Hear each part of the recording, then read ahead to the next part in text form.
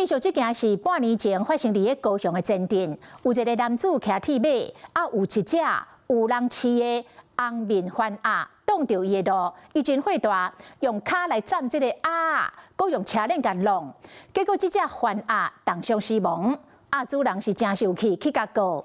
法院认定这个男子手法恶质，依照着动保法，甲判拘役20天，并科罚金20万，也会使上诉。电眼翕到一个骑铁马查甫人，看到路边一只鸭走出来，伊继续骑进前，鸭嘛赶紧走转去。不过，这个查甫人是用脚站过来的，摔落来。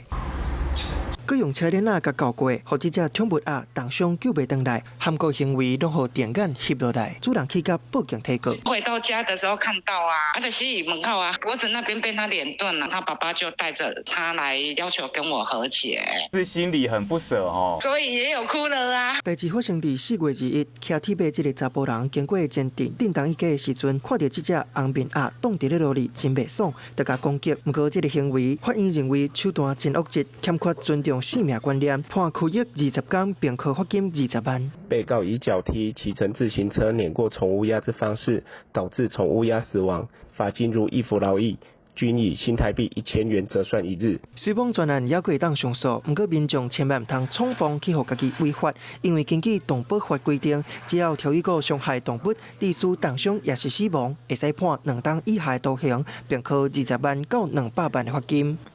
Hello， 我是张新文。想要抢先掌握最及时的新闻资讯吗？赶快订阅、按赞、开启小铃铛，锁定华视新闻 YouTube 频道。